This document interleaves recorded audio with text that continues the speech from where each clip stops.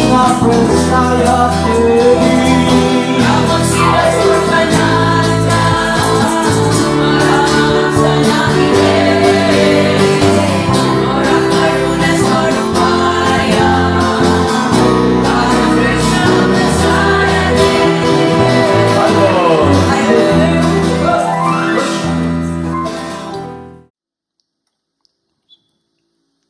So yesterday, I'd like to recap something.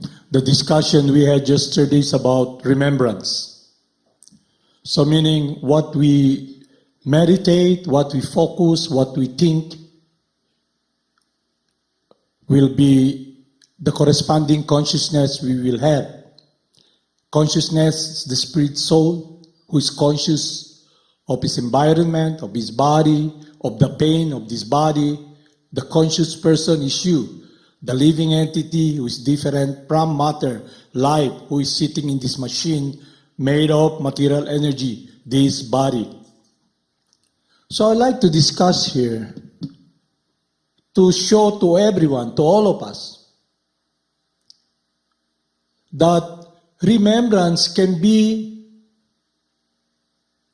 a way to freedom, to be successfully experiencing the joy and love we are seeking. So, all of you here, you must assess, try to see what causes or what is the reason we are experiencing pain, suffering, loneliness, sadness, and uncertainty in our life, that we're always anxious, always anticipating, always worried. Why is that?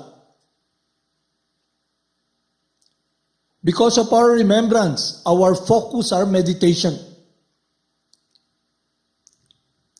So in a true sense, we're all in jail.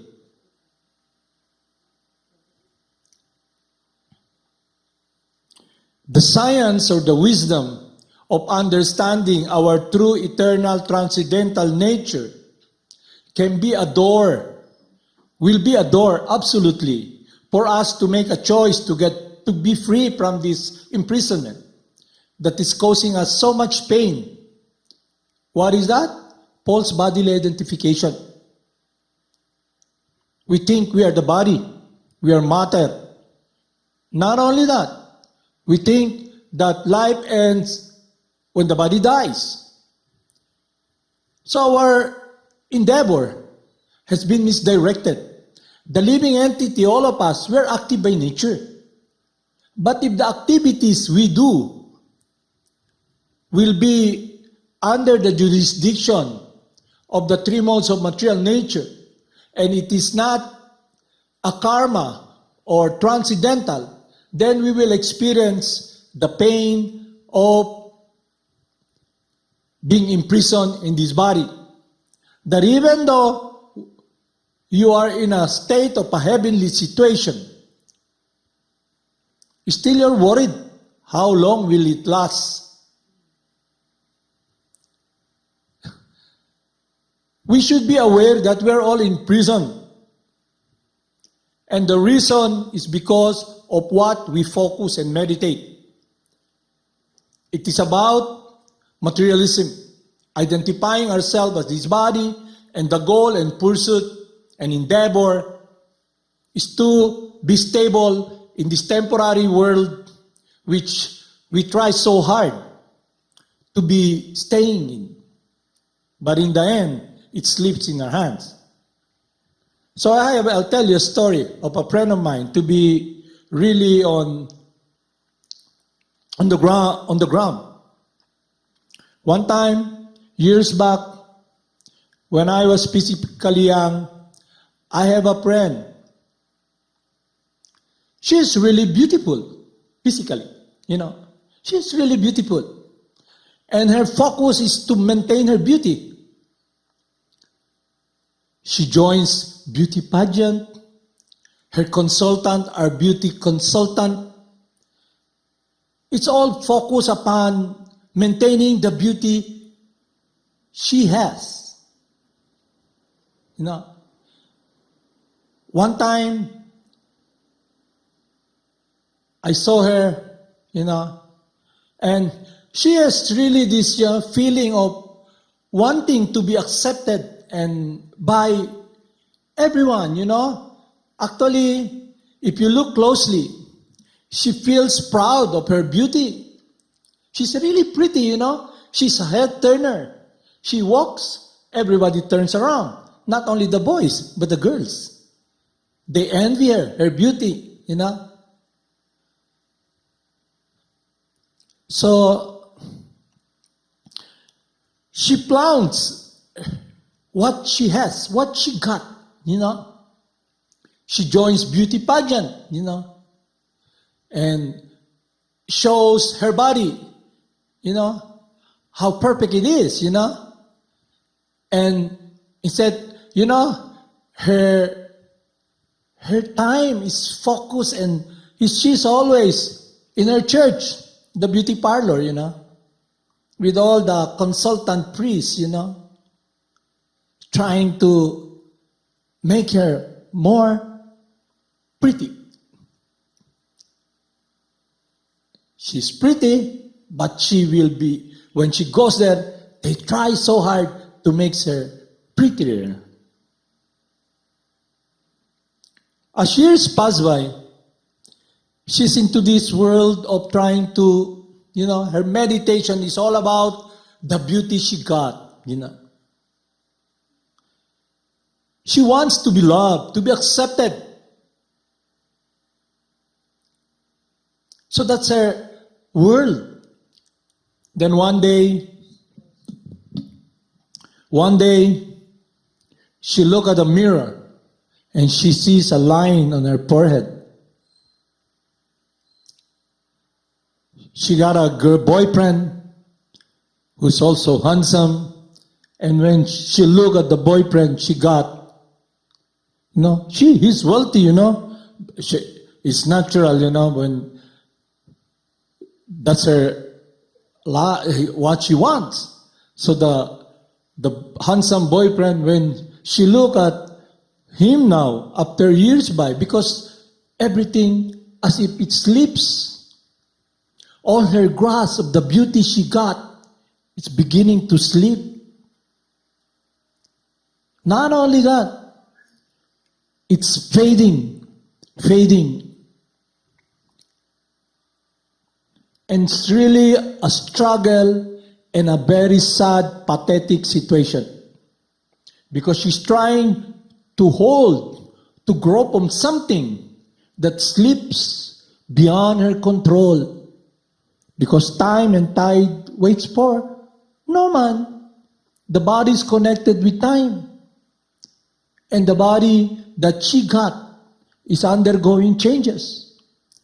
She was not able to see that during the time, during her teens, when her body was really luscious, as what people, you know, they put, it's luscious, as if they can eat it, you know, can consume it.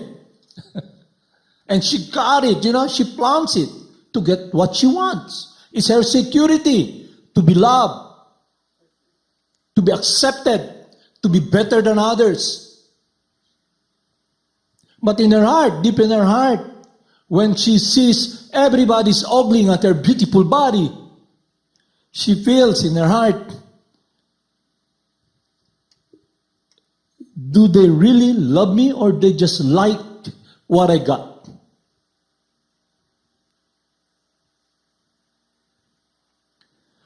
Wherever she goes, you know, previously, during her teens, she's always, you know, exposing her body, wearing miniskirt, going to the beach, to the swimming pool, you know, showing her, you know, relatively, she's thinking she got the body. 36, 24, 26, you know, and she wears those skimpy bikinis to show off what she got. Everybody looks at her. It's like all the flies just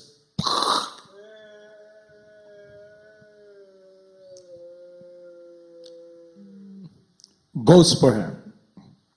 But as time goes by, she's now in her 60s, and she begins to ponder and look back. It's not anymore what she would want to wear, trying to have this figure, Before, she can wear tight dress, mini skirt with slit to show her legs, But now, she says, I'm wearing a maternity dress because my tummy is getting bigger, And I have to put a lot of makeup, as if, cementing it with so much, makeup to hide the wrinkles. And it's a sad situation because the feeling of shelter she got, it's gone. And she's trying to hold on with what's gone, to remembering how come this is happening. So this is the problem we have. That's the reason we want to know more about this wisdom given in Bhagavad Gita by instructing spiritual master. It's the wisdom of our true eternal nature. She's not able to understand that she was once in a baby body, in a young girl's body, in her teens. When she got that supposedly relatively beautiful body, and everybody is envious of what she got. And as time passed by, she's now in a middle-aged body. And as time passed by, she's a senior citizen, old woman's body. Before, when she smiles, all her teeth sparkles. But when you reach old age, when you smile, when you reach old age, even though your teeth, have no cavities, it falls, It falls. My mom, she's 80 years, before passing away, she has almost complete teeth. But as the teeth grows, it falls down.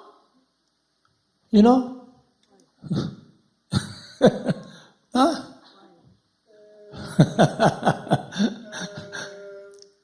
Old age, it grows, it falls down.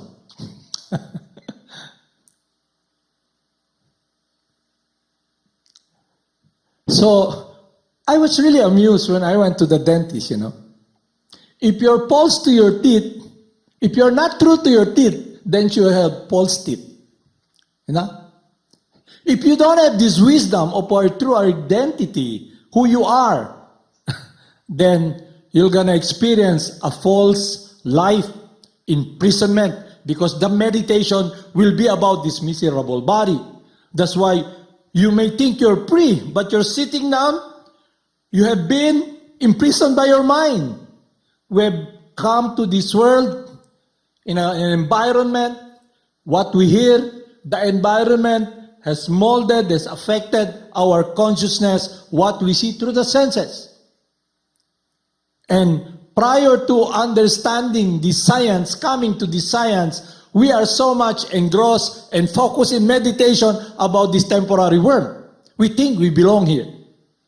And the mind is our guru, Aside from all those, also slave of the mind, who gives us advices, they're trying to play gurus also.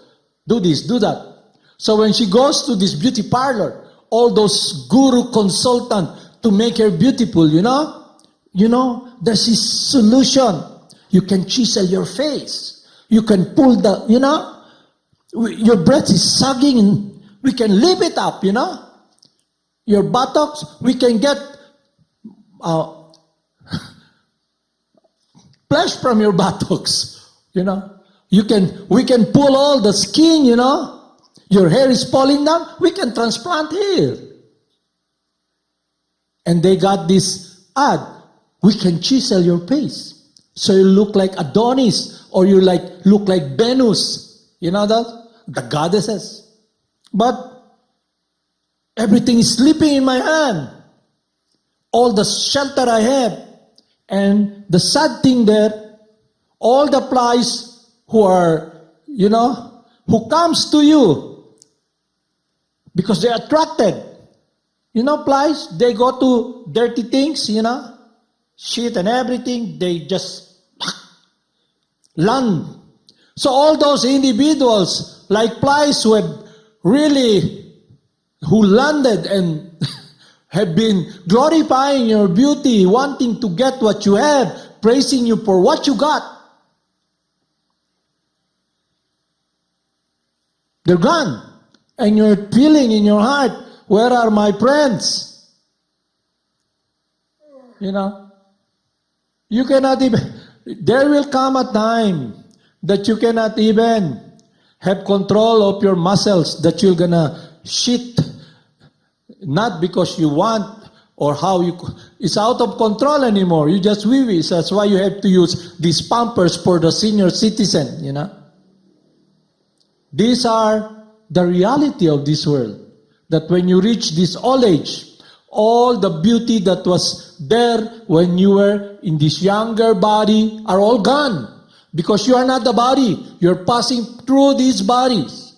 And you can see you're imprisoned in this body, and the consciousness of your meditation, your remembrance, will be the term of your imprisonment in this material world.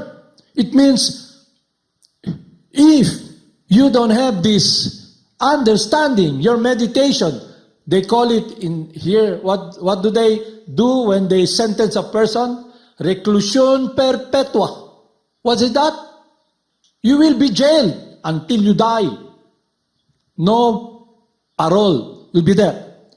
So look at our case. Our meditation of this world has given us so much pain. Like this young lady who have identified herself as this beautiful body is gone. And her focus of affection and love is connected with her body. But now, they're not attracted anymore. No one turns their head. No one's wanted. There's a place, they don't want to see old people, Just like when Lord Buddha, who was kept in this kingdom, he cannot see, all he sees are beautiful things, auspicious, And then one day he went out. When he went out, everybody's, shocked. Lord Buddha, the prince, he's gonna go out of the gate. And the father, they're so alarmed because for all those years, they put him in a situation where he sees only beauty. But he asked his chariot driver, what's outside of the gate? And the driver said, a lot of people there, aside from this kingdom. So what he did, let me go out. So everybody's shocked. She got a beautiful wife, really wonderful experience of happiness in the kingdom. When he went out, the first thing he saw, what's that? You know what? The driver, that's an old man, Sooner or later, you're going to be in an old man's body. Then he saw someone who is handicapped. What's that? And then when he heard, what's that? Everybody's, this feeling of melancholy, sadness, what's that? He went there, he saw all those people who got this disease of leprosy. Their nose are gone. Their fingers, their mouths almost gone, all the bones there. What's that? It's a disease, leprosy. And these people are suffering because of that disease. And then, after driving for a short while, he heard these people wailing, not crying, wailing. This vibes is so, it pierces the heart of this sadness, of this separation, as if they have died. What's that? Somebody passed away, and they're putting the body in a pyre to burn the body. Wow. He left his kingdom and went into meditation. So now we don't need to imitate Lord Buddha. We have to simply listen to Parampara, God Himself, through the disciplic succession, descending process, coming from God Himself, teaching us the science about our true nature. What we should remember, what we should meditate to become free from this imprisonment. And who will be the one to free us? God Himself. He will purify us. He will free us. He will touch our heart. He will embrace us. And this wisdom comes from Him. It is our meditation, our remembrance. So I'll read here the meditation.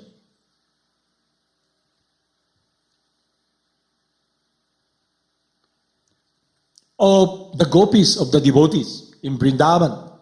This lady who got this beautiful body, her meditation of focusing in vanity, I'm this body, I'm the breast, I'm the face. Now it's gone down the drain, in the sewer. Her meditation causes her to experience this pain. This shelter that sleeps, no foundation, because matter continually change. But we must be of wisdom. We must not be fools, or moron, or idiot. Just like when the rabbit sees the predator coming to eat him, the wolf comes. What do the rabbit do? Just close his eyes. Imagine there's no problem, no danger. What do the ostrich do when there's danger? She just puts her head and burrow it under a hole, imagining there's no danger. We should not be like that. We should be with wisdom to see the reality of this world, of what's happening to us, and where are we heading, where we are going. And Lord Krsna teaches us our true identity because He loves us. What we have forgotten, what we have done that separated us from the world of love, affection, our attitude, our consciousness, how we become so much envious of God, how much we are greedy, how much we are lusty, how much we have betrayed the trust, the love, and throw it away. We have thrown away the source of happiness and affection of God's love for us. And we are here now. So instead of meditating upon this world that will cause us imprisonment, we must understand our true identity, our true nature. We are not the supreme enjoyer. We are not the supreme controller. What we should do, we should be in harmony with our true eternal transcendental nature, activities that is natural for us. And what are those activities? Activities in pleasing and doing the will of God. And that will give God this pleasure upon us. Now the question now passed is, what do we do? What is our pleasure? What is our pleasure?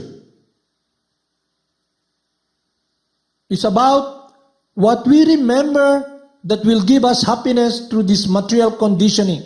That's why we must have this wisdom. So I'll read to you the wisdom being taught by Lord Krsna.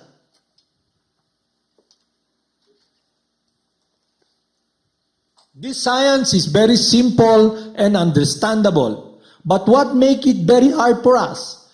Because we want to, by our own power, try to purify ourselves. By our own power, we try and disregard God's love for us and choke it out and try to survive, but who survives, who succeeds. So there is a science of loving devotion wherein we can be reinstated and amiably be in harmony with the will of the Supreme Person. So when we speak of religion, of spiritual life, it's not about joining, it's about you, the person, becoming free from jail eternally. So what puts us in jail? This false bodily identification, false consciousness that is not eternal, centered around the contamination of materialism. We have become enslaved. Nowhere to go. Why?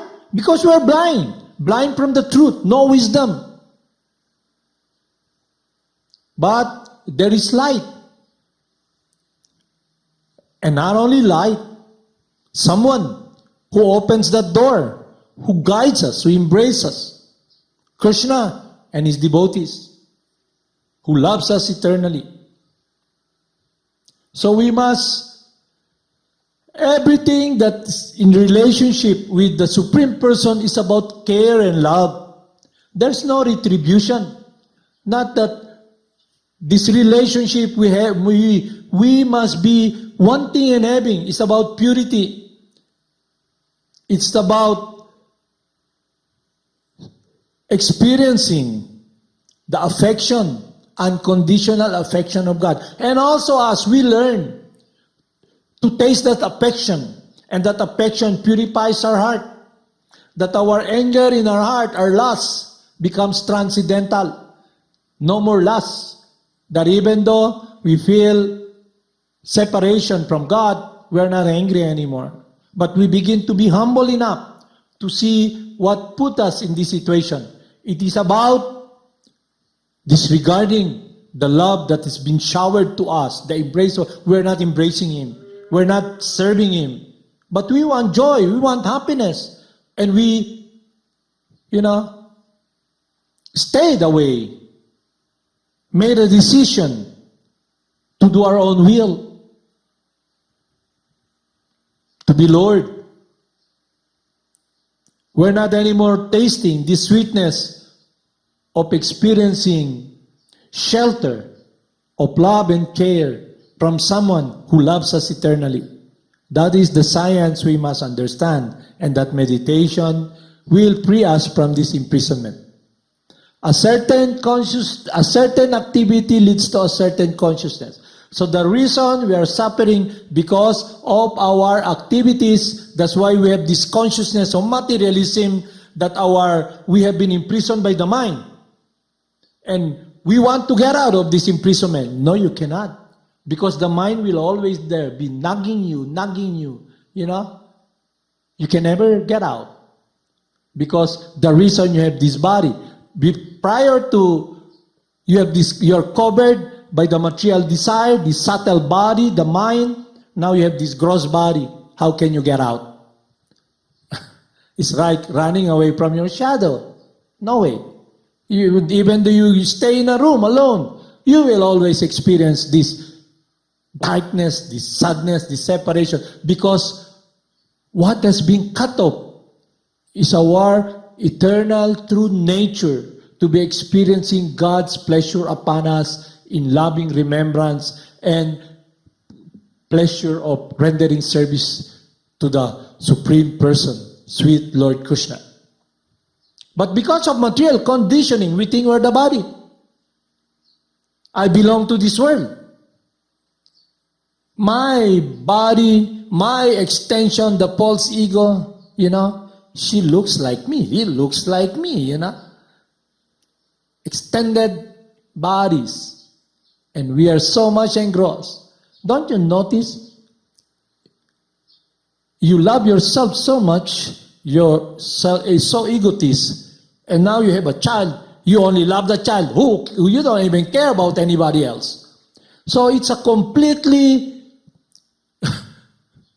far out situation from the teachings of Lord Jesus Christ and the experience of that teaching. That when we love the Father, we'll be loving all His children. We won't see Chinese, Japanese, we won't see handicap, We don't see transgender. They put labels, all labels, We are not these labels. These labels are all temporarily connected with this body. So I'll read to you here the first basic teaching of Lord Krishna.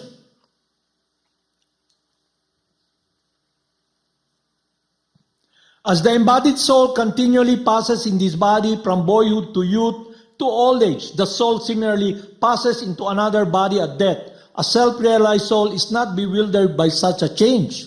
Look closely. The body is made out of matter. You were once in a baby body. The body is made out of molecules and atoms. All the cells are made of atoms and molecules and atoms. Cells only last for 7 years. You were once in that baby body. After 7 years, you're in a young boy's body, in a middle-aged body, and now, like me, I'm this old man's body already. But I'm not this shirt. You are not the shirt. Now, if your focus is upon the shirt, like this lady who focuses her life to what she got and it slips away, how painful it is, And not only that, relationship. You feel in your heart, if you are intelligent, does he really love me or just wants my body? So you have this problem now of whom to accept this relationship, whom you're going to give your love. Because they're looking at the body. What if the beautiful body is gone anymore? Your body is an old hag anymore already. You know what's an old hag? It's like in the Philippines, called bruja na ba? A witch.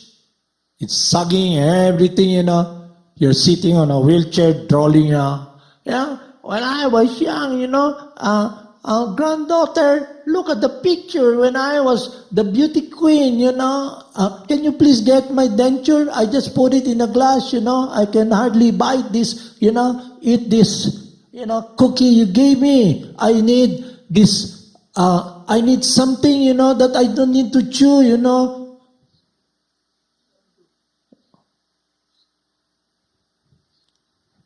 Before you can bite. Now you cannot anymore. So what do you need? You eat food like oatmeal, porridge,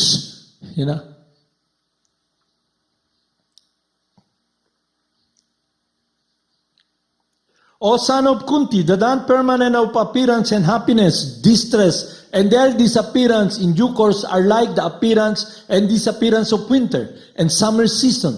They arise from sense perception, O scion of Bharata. One must learn to tolerate them without being disturbed. So look at this person. When she got this beautiful body, she's so happy, It's like, it's like, what's this? It's like a tool or what she got. And she's happy with that. Because everybody wants, winners are, everybody wants a winner, and she's a winner on a material scale. And then now, it's all gone. The source of her happiness and security is gone. But for a person who is with wisdom, he's just a witness of what's happening. The heat, the cold, is just, he sees it as an experience that he is experiencing to this body. It's not always grumbling, suffering, everything. You're always bitching, hard. Why? Because your meditation is upon the body. And this body is a source of suffering. And you have this self-pity. So hard life, you're crying. Tears of anger, of frustration. You're always grumbling. That's why when you come in contact with the devotees, with the spiritual master, for all those years, if your pure expectation is to get something, and you don't get it, for all those years I've been chanting and hearing, and what have I got? I worked so hard, I'll just join another group. not appreciating the wisdom that will free you from jail, that will give you real transcendental shelter and connection, because this science connects you with God's will, who is the supreme controller, the source of pleasure, who loves you, who loves us eternally, sweet Lord Krishna. But to understand this science, we must learn it from someone who is none other than his representative, God himself. You may wonder, we call the spiritual master, we treat him as God. In the Vedas, the description is Achinta Veda Veda Tattva, simultaneously one but different.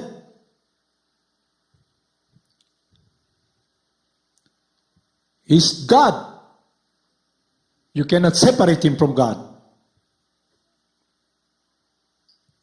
He's God's representative. So this science seemingly, oh, it's not important, time is passing by, I have not yet achieved, I have not saved so much, to buy my new laptop or my new cell phone, It's not important. I'm going to focus here and sit down and meditate on how I can get it, Then time passes by and then, ting, ting, ting, ting. To whom the bells toll. It's time, kid. No, I have not yet achieved what I need, I have not yet really, I was not able to find the person who can give me eternal beauty, eternal security. But why don't you sit down and think, are you looking in the right direction? What is your meditation? What is your focus? If your focus is based upon this body, then surely you're a failure. You understand? So the question is, who am I? Why am I here? Why am I in prison? How can I get out of this imprisonment? Let's hit the nail on the head, Let's be direct. The reason is because we identify ourselves as this body, and this body is the cause of miseries. And our meditation is remembrance of what is miserable. Is it clear? So we'll continue this study program, at least to help us be aware of our situation, because sometimes we're so callous, our mind is so strong, you may be sitting down here but you're not here. Then your situation is reclusion perpetua. So Haribol, namaste.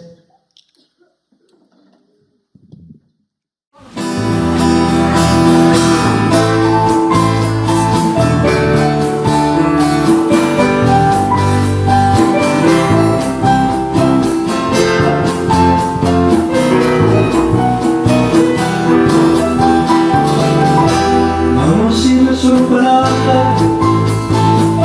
Paramahamsa,